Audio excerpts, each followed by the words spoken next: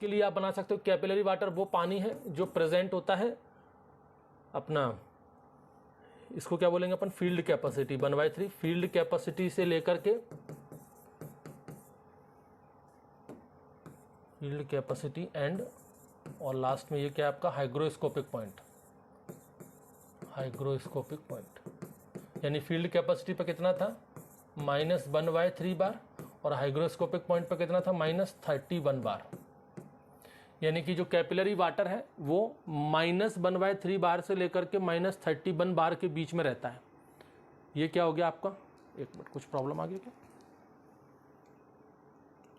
हाँ एक मिनट चलो ठीक है। हाँ तो जो कैपिलरी वाटर है वो फील्ड कैपेसिटी और हाइग्रोस्कोपिक पॉइंट के बीच में, यानी कि -1/3 बार से लेकर के -31 बार के बीच में रहता है कैपिलरी वाटर। अब इसमें एक ट्विस्ट आ गया फिर से, मैंने क्या बताया था कि available water usually capillary water होता है, क्वेश्चन आपसे यही पूछेंगे, लेकिन अगर थोड़ा डिटेल में पूछना हो तो वो ऐसे पूछ लेगा कि भाई अवेलेबल वाटर कौन सा है। अगर वो इस वैल्यू के फॉर्म में पूछे तो क्या बताना है। अब देखो वैल्यू के फॉर्म में पूछेंगे तो परमानेंट बिल्टिंग पॉइंट पे कितना था आपका -15, ये फील्ड कैपेसिटी और हाइग्रोस्कोपिक के बीच में, फील्ड कैपेसिटी और हाइग्रोस्कोपिक के बीच में एक पॉइंट और था, कौन सा आपका परमानेंट बिल्टिंग पॉइंट, जिसका कितना था -15 बार।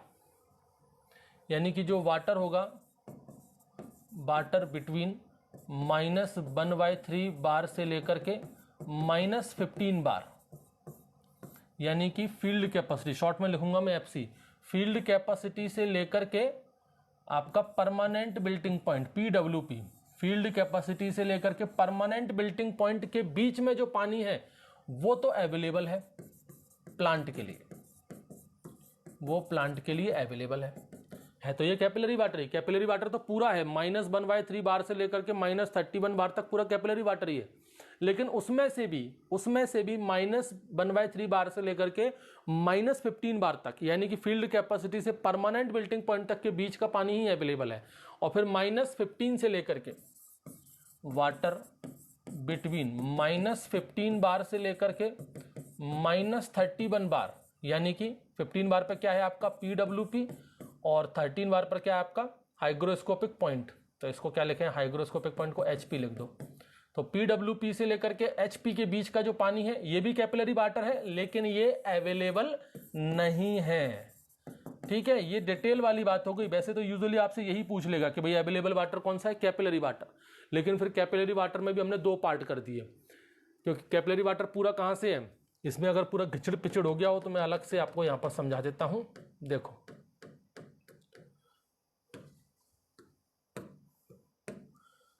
कैपिलरी वाटर कहां से था, -1/3 बार से लेकर के -31 बार के बीच में। ठीक है, -1/3 बार क्या है आपका फील्ड कैपेसिटी है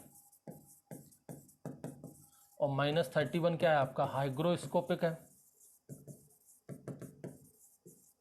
हाइग्रोस्कोपिक पॉइंट है। ठीक है, ये पूरा ही कैपिलरी वाटर है। यूजुअली आपसे पूछेगा कि अवेलेबल पानी कौन सा होता है, तो आपको यही बताना है भाई कि ये जो अवेलेबल वाटर है ये कैपिलरी वाटर है, वही अवेलेबल वाटर है प्लांट के लिए।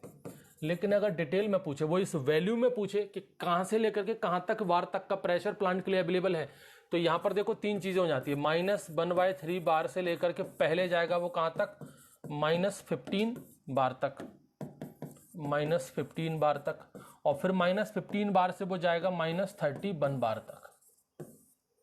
ये पूरा भी क्या है आपका कैपिलरी वाटर ही है, लेकिन इसको 2 पार्ट में डिवाइड कर दिया, इतने से लेकर के इतना, यानी कि फील्ड कैपेसिटी से लेकर के, और ये क्या है आपका परमानेंट बिल्टिंग पॉइंट तक, ये आपका हो गया अवेलेबल, ये अवेलेबल वाटर है प्लांट के लिए। ठीक है, और यहां से लेकर के यहां तक, यानी कि ये हो गया भाई आपका PWP से लेकर के हाइग्रोस्कोपिक पॉइंट HP तक, यानी कि -15 बार से लेकर के आपका -31 बार तक, ये भी आपका कैपिलरी वाटर में ही आता है, लेकिन ये अनअवेलेबल है। ठीक है, कोई कंफ्यूजन इसमें नहीं रखना। वैसे आपके एग्जाम के पर्पज से तो ये बहुत है, इतना याद रखना कि भाई कैपिलरी वाटर ही अवेलेबल वाटर होता है प्लांट के लिए। ठीक है, और हाइग्रोस्कोपिक वाटर में आपका -31 बार आपका SWP रहता है। समझ गए भाई? चलो अच्छा, ये जो मैंने ग्रेविटेशनल वाटर आपको बताया था ना, जिसमें आपका SWP लेस देन कितना रहता है आपका -1/3 बार, ये क्या था आपका ग्रेविटेशनल वाटर। ये अवेलेबल वाटर है, सॉरी अनअवेलेबल वाटर है। इस ग्रेविटेशनल वाटर को हम लोग सुपरफ्लोअस वाटर भी कहते हैं, इसी को सुपरफ्लोअस वाटर, ठीक है। जब -1/3 बार से नीचे पानी अवेलेबल हो जाए, यानी कि वो फील्ड कैपेसिटी से, उसकी रीच से ही काफ़ी दूर जा चुका है, तो वो आपका क्या हो जाएगा, सुपरफ्लोअस वाटर। चलो नेक्स्ट क्या हेडिंग है इसकी। अब आते हैं मेजरमेंट पर। Measurement of the soil water, soil water कहें या फिर आप इसको सॉइल मॉइस्चर भी कह सकते हो। देखो दो तरीके हैं यहाँ पर, एक तो है डायरेक्ट मेथड और दूसरा है आपका इनडायरेक्ट मेथड। डायरेक्ट मेथड देखो भाई, डायरेक्ट मेथड यूजुअली आपका लेबोरेटरी में ही होता है और इनडायरेक्ट मेथड जो है वो यूजुअली आपका फील्ड में होता है, लेकिन इसमें भी काफ़ी सारे मेथड है जो आपके लेबोरेटरी में भी होते हैं। है क्या चीज़ वो आप देखो, इसमें सिंपल आपको कुछ नहीं करना, मिट्टी लेकर के आनी है लेबोरेटरी में और वहाँ पर आपको थर्मोग्रेविमेट्रिक मेथड का यूज़ करना है। थर्मोग्रेविमेट्रिक मेथड, जिसमें सिंपल सा ओवन ड्राई मेथड का आप यूज़ कीजिए, मतलब ओवन ड्राई प्रोसेस, यानी कि हॉट एयर ओवन का आपको यूज करना है।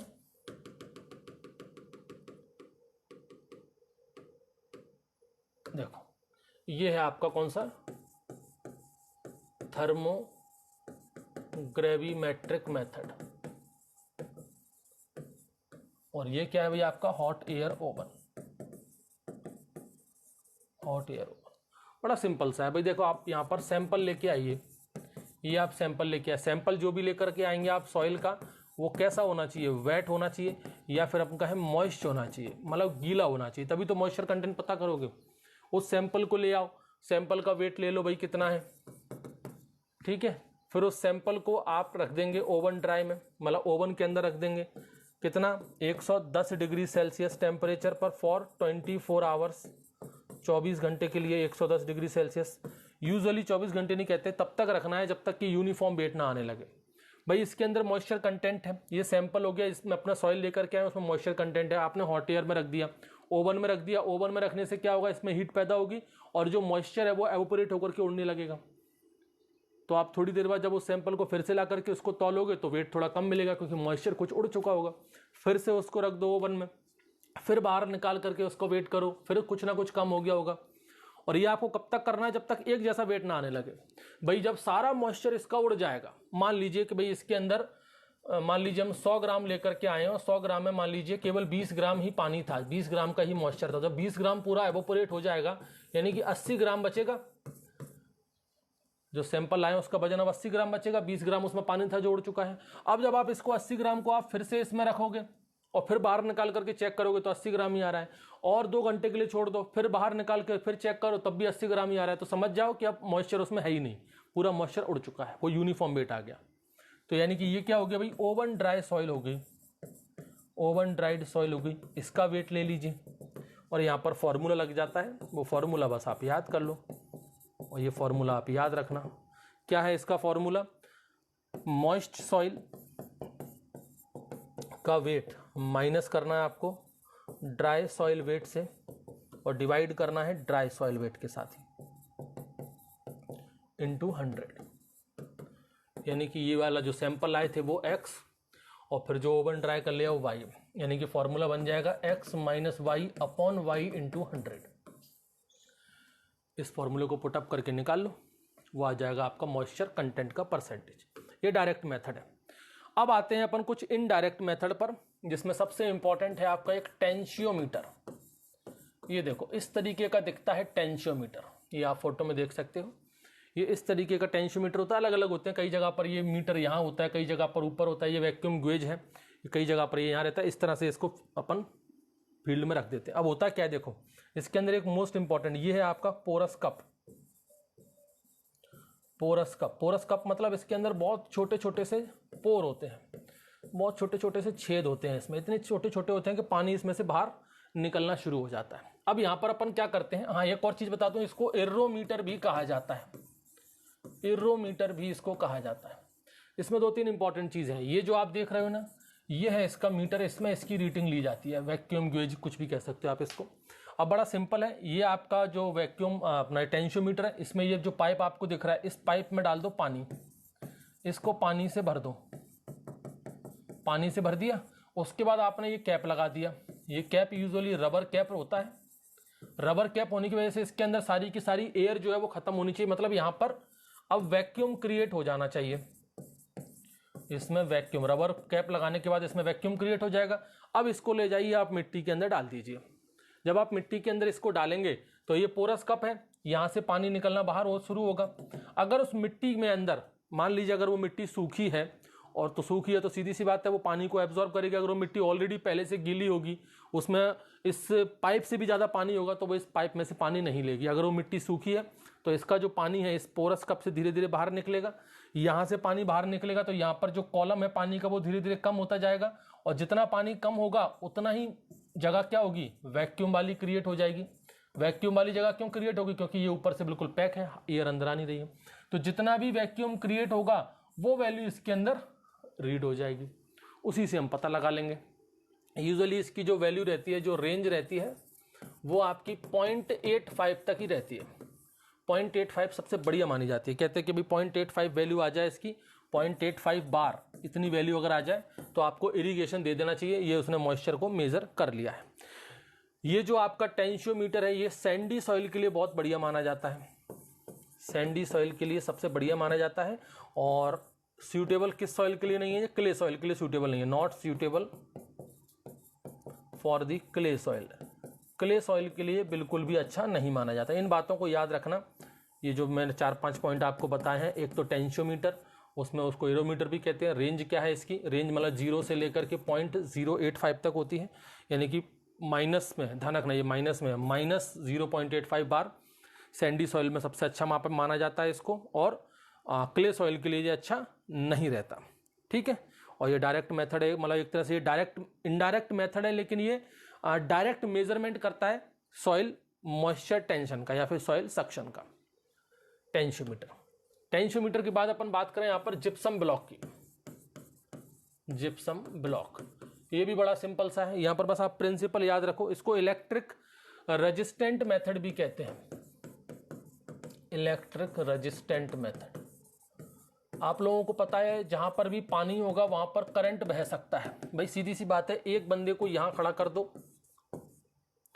बड़ा गंदा बंदा बनाया, अच्छा बनाओ थोड़ा सा। एक बंदे को आप यहां खड़ा कर दो, दूसरे बंदे को आपने यहां खड़ा कर दिया, ठीक है। यहां से आपने पानी भर दिया। अभी मान लो पानी मत भरो, अभी बिल्कुल सूखी जमीन है, आपने इसको करंट लगा दिया। आपने क्या कर दिया भाई, इसको करंट लगा दिया। आपने इसको करंट लगा दिया तो क्या इस बंदे को भी करंट लगेगा? क्या नहीं लगेगा, क्योंकि दोनों के बीच में कोई कांटेक्ट ही नहीं है। अगर मैं यहाँ पर पानी भर दूं और इन दोनों को ही पानी में डुबो दूं, अब सेम पानी है, उसी पानी में मान लीजिए कि ये दोनों स्विमिंग पूल में खड़े हुए हैं, स्विमिंग पूल में खड़े हुए हैं, ठीक है, सेम। अब ये दोनों एक दूसरे से कांटेक्ट में है, किसके थ्रू? इस वाटर के थ्रू। अब अगर इसको करंट लगेगा तो इसको भी करंट लगेगा। क्यों लगेगा? क्योंकि इसको जो करंट लग रहा है वो करंट इस पानी के थ्रू फ्लो हो रहा है और सामने वाले को भी करंट दे रहा है। यानी कि जो पानी है, सीधी सी बात है, जो पानी है वो एक गुड कंडक्टर है इलेक्ट्रिसिटी का, गुड कंडक्टर ऑफ इलेक्ट्रिसिटी। ये बात बच्चा बच्चा जानता है कि भाई पानी में कभी भी लाइट वाले काम नहीं करने चाहिए, इलेक्ट्रिसिटी के काम नहीं करनी चाहिए। करंट बड़ा जोर का लगता है क्योंकि पानी की वजह से करंट फैल सकता है, ये तो पता ही है। अब जिप्सम ब्लॉक कैसे काम करता है, बड़ा सिंपल है। ये देखो, इसमें ये 2 जिप्सम रहते हैं इसके अंदर ब्लॉक। आपको मेजर करना है तो बड़ा सिंपल सा है, एक को यहाँ लगा दो, दूसरे को यहाँ लगा दो और यहाँ से इलेक्ट्रिसिटी फ्लो करो। अगर इसके बीच में, इस मिट्टी में अगर मॉइस्चर होगा तो इलेक्ट्रिसिटी फ्लो होगी, और अगर मॉइस्चर नहीं होगा तो सीधी सी बात है इलेक्ट्रिसिटी फ्लो नहीं होगी। अगर मॉइस्चर नहीं होगा तो वहां पर क्या होगा, रेजिस्टेंस क्रिएट होगा, और जो रेजिस्टेंस क्रिएट होगा वो रीडिंग यहां पर आ जाएगी। जितना ज्यादा रेजिस्टेंट क्रिएट हो रहा है मतलब वो उतनी ही सूखी सॉइल है, और जितना ज्यादा करंट फ्लो हो रहा है मतलब वो उतनी ही गीली सॉइल है। उस प्रिंसिपल पे ये काम करता है gypsum block, electric resistant method भी कहते हैं इसको। अपन कहें तो ये जो है वो आपका सैलाइन सॉइल के लिए बिल्कुल अवॉइड करना चाहिए। Not suitable for the saline soil. Saline soil के लिए पूरी तरह से सूटेबल नहीं है, बिल्कुल भी सूटेबल नहीं है, क्योंकि आपको पता है भाई इलेक्ट्रिसिटी का कंडक्टर पानी के अलावा नमक भी होता है। एक और मैं आपको एक्सपेरिमेंट करके दिखाएं कि भाई अब ये जो पानी है, इस पानी को आप हटा दीजिए, आप यहाँ पर नमक डाल दीजिए, सॉल्ट डाल दीजिए, तब भी इसको करंट लग जाएगा। क्यों लग जाएगा? क्योंकि ये जो सॉल्ट है, ये सॉल्ट की वजह से इलेक्ट्रिसिटी फ्लो हो रही है। मान लीजिए ये जो मिट्टी है, इस मिट्टी के अंदर पानी बिल्कुल भी नहीं है, इस मिट्टी के अंदर पानी बिल्कुल नहीं है, लेकिन ये मिट्टी कैसी है? सैलाइन है, इसके अंदर नमक है। तो क्या होगा? यहाँ पर रेजिस्टेंस क्रिएट नहीं होगा, जो करंट है वो फ्लो होगा। करंट फ्लो होगा क्यों? क्योंकि वहां पर नमक प्रेजेंट है, सैलाइन प्रेजेंट है। करंट फ्लो होगा तो हमको ऐसा लगेगा कि शायद पानी है, तो वहां से हम लोग धोखा खा सकते हैं, वहां से एक गलत रीडिंग आ सकती है कि भाई जो करंट फ्लो हो रहा है वो पानी की वजह से हो रहा है कि सैलाइन की वजह से हो रहा है। इसलिए जिप्सम ब्लॉक मेथड को कभी भी सैलाइन सॉइल में यूज नहीं करना चाहिए, इस पॉइंट को याद रखना। इसको कभी भी सैलाइन सॉइल में यूज नहीं करते। ये सबसे अच्छा माना जाता है क्ले सॉइल के लिए। क्ले सॉइल के लिए टेंशियोमीटर क्ले सॉइल के लिए अच्छा नहीं था, उसका प्रेफरेंस ये मिल गया कि भाई ये अच्छा होता है, क्ले सॉइल या ब्लैक सॉइल के लिए बढ़िया रहता है। फिर आपका एक है न्यूट्रॉन मॉइस्चर मीटर। न्यूट्रॉन तो आप समझते हो ना, प्रोटॉन न्यूट्रॉन, ये इस तरह का रहता है न्यूट्रॉन मॉइस्चर मीटर। इसमें सबसे इंपॉर्टेंट होता है न्यूट्रॉन का सोर्स, कि भाई ये न्यूट्रॉन आते कहाँ से हैं, इसमें ये न्यूट्रॉन का सोर्स कहाँ है। तो यहाँ पर एक न्यूट्रॉन की प्रोब लगाई जाती है, एक न्यूट्रॉन प्रोब लगाई जाती है इस मीटर के अंदर, वो न्यूट्रॉन का सोर्स है। और वो न्यूट्रॉन प्रोब किसकी बनी होती है? वो बनी होती है रेडियम की, या फिर हम कहें बेरिलियम की, ठीक है, या फिर हम कहें अमेरिशियम की, या फिर हम कहें अमेरिशियम या फिर बेरिलियम, ठीक है। ये दो कॉम्बिनेशन है, या तो रेडियम और बेरिलियम की बनी होगी या फिर अमेरिशियम या बेरिलियम की बनी होगी। ये जो न्यूट्रॉन प्रोब है जिससे न्यूट्रॉन निकल रहे हैं, वो या तो रेडियम बेरिलियम की बनी होगी या फिर अमेरिशियम बेरिलियम की बनी होगी। इस पर आईएमपी लगा दीजिए, इस पर क्वेश्चन आ चुका है कि न्यूट्रॉन प्रोब किसका बनता है। अब ये न्यूट्रॉन रिलीज करते हैं, भाई सीधी सी बात है, ये न्यूट्रॉन रिलीज करेंगे। अब अगर जिस खेत में हमने इसको रख दिया, ये लार्ज एरिया को कवर करते हैं और बहुत तेज, क्योंकि न्यूट्रॉन की स्पीड काफी तेज होती है। ये न्यूट्रॉन जो रिलीज होंगे, ये अगर फील्ड में पानी होगा, वाटर होंगे, तो उन वाटर मॉलिक्यूल से जाकर के टकराएंगे और वापस से आकर के सिग्नल देंगे, भाई हमने न्यूट्रॉन यहाँ से रिलीज किया। सामने पानी के मॉलिक्यूल्स होंगे तो उनसे टकरा कर वापस आएंगे। तो ये बहुत फास्ट मेथड है ये पता लगाने का कि सॉइल के अंदर पानी है या नहीं। तो जितना ज़्यादा न्यूट्रॉन का वापस से आना होगा, मतलब उतना ही वाटर मॉलिक्यूल उसमें प्रेजेंट है। ये इस तरह पर काम करता है। ये है आपका न्यूट्रॉन मॉइस्चर मीटर, ठीक है। बहुत फास्ट और कंटिन्यूस मेथड है और लार्जर एरिया को ये कवर करता है। फास्ट और कंटिन्यूस मेथड है ये, क्योंकि लगातार इसमें न्यूट्रॉन निकलते हैं। इसके अलावा लार्ज वॉल्यूम ऑफ सॉइल में भी ये मेजर कर लेता है। फिर उसके बाद एक देख लो भाई, ये है आपका तामझाम पूरा जो देख रहे हैं आपको, ये है pressure plate apparatus. Pressure plate apparatus इसको कहते हैं, प्रेशर प्लेट अपैरेटस, या फिर इसको हम लोग प्रेशर मेम्ब्रेन भी कहते हैं, प्रेशर मेम्ब्रेन, ठीक है। ये इनडायरेक्ट मेथड है, लेकिन फिर भी ये लेबोरेटरी में यूज होता है, क्योंकि इतना सारा तामझाम आप फील्ड में तो नहीं ले जा सकते। तो ये लेबोरेटरी में यूज होता है। ये कौन सा मॉइस्चर कैलकुलेट करता है? फील्ड कैपेसिटी और परमानेंट बिल्टिंग पॉइंट के बीच का। इतनी बात याद रखना है इसके बारे में कि भाई जो प्रेशर प्लेट अपैरेटस है या प्रेशर मेम्ब्रेन वाला जो मेथड है, ये लेबोरेटरी में यूज किया जाता है। और ये किस मॉइस्चर कंटेंट को मेजर करेगा? सॉइल के अंदर फील्ड कैपेसिटी और परमानेंट बिल्टिंग पॉइंट के बीच वाला, यानी कि 1/3 बार से लेकर के -15 बार तक के बीच का प्रेशर बस ये माप सकता है। और यही आपका क्या है? यही तो है अवेलेबल वाटर। फिर अपना देखो एक है TDR। इसको देखो भाई, TDR ये भी एक नया मेथड है, इसको कहते हैं टाइम डोमेन रिफ्लेक्ट्रोमेट्री। TDR का मतलब क्या होता है? Time domain रिफ्लेक्ट्रोमेट्री।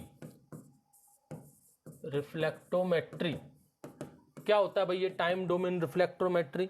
ये बेस्ड होता है डाई इलेक्ट्रिक कांस्टेंट पर। किस पर बेस्ड है ये? बहुत सिंपल है, based on the dielectric constant of water.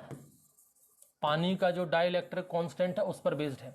पानी का डाई इलेक्ट्रिक कांस्टेंट कितना होता है? 81। पानी का डाइलेक्ट्रिक कांस्टेंट कितना होता है 81। ये जो टाइम डोमेन रिफ्लेक्ट्रोमेट्री है ना, ये जो इंस्ट्रूमेंट आप देख रहे हो ये वाला, ये किसको मेजर करता है, डाइलेक्ट्रिक कांस्टेंट को मेजर करता है। और जो डाइलेक्ट्रिक कांस्टेंट होता है ये डायरेक्टली प्रोपोर्शनल होता है मॉइस्चर के, यानी कि जितना ज्यादा पानी होगा डाइलेक्ट्रिक कांस्टेंट की वैल्यू उतनी ही ज्यादा बढ़ती जाएगी। यूजुअली कितना होता है, नॉर्मल 81 होता है, यानी कि मॉइस्चर कंटेंट यानी पानी जितना ज़्यादा होगा डाइलेक्ट्रिक कांस्टेंट की वैल्यू भी बढ़ती जाएगी। तो बस सीधी सी बात है, सॉइल के अंदर ये चेक कर लेते हैं कि भाई अगर यहाँ पर वैल्यू 81 से ज़्यादा आ रही है, फिक्स कितनी रहती है नॉर्मल कंडीशन में 81, ठीक है। अगर वैल्यू यहाँ पर 81 से ज़्यादा आ रही है दैट मीन्स उसके अंदर मॉइस्चर कंटेंट ज़्यादा है। तो यहाँ पर ये इसके थ्रू मापता है, डाइलेक्ट्रिक कांस्टेंट के थ्रू। इतनी बात आप याद रखना, ये है TDR, टाइम डोमेन रिफ्लेक्ट्रोमेट्री। ठीक है भाई, ये हो गया भाई आपका सॉइल वाटर। Thank you.